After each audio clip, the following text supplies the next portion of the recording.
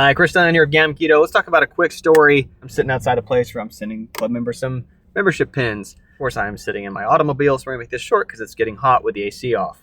Let's say we have a friend, and we're going to call this guy Bill, just because I don't know a whole lot of Bills.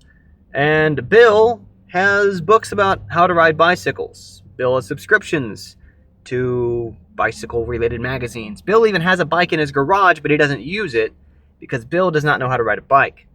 Now, if you ask Bill, Bill might tell you that the reason he hasn't ridden that bike is because he doesn't feel yet like he has read enough about how to ride bikes. Or perhaps, slightly more rationally, he might even think that it's not a quantity problem. He hasn't found the missing piece he's looking for to get him riding his bikes in terms of there's something he needs to know he doesn't know yet. And the only way that that's true is if we mention that the problem isn't his knowledge. Right? I mean, if you've ridden a bike, then you certainly understand that riding a bike is something that maybe you need some training wheels for a while. And then that somewhere between the training wheels and riding on your own, you're going to fall a few times. Right? Falling hurts, it sucks. But if you don't fall, you never learn how to ride a bike. That's part of your transition. Training wheels and falling. Right? Without those, no amount of reading and knowledge and study and subscriptions to magazines, etc. are going to make a difference in getting him riding that bike.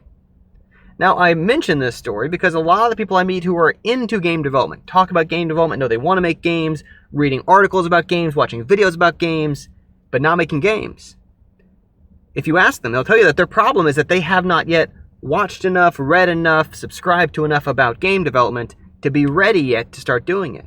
The reality is, in most cases, and I answer lots of emails from these people, a lot of people take my video courses, work on one-on-one, etc., is that the problem is not a lack of knowledge. The problem is that they need to get on that bike. They need to get some training wheels on there. Then they at some point got to take those training wheels off and fall a few times. That until they fall a few times, until they're willing to try it for a while with the training wheels, etc., they're not going to be riding the bike independently. So if we look at, in our world of game development, what are the training wheels and what is falling off the bike? Those are the kind of things that GameDev Club is all about facilitating. Those are the things where we help support you when you're a total beginner so you can have some stability, just enough to kind of get you going as we push.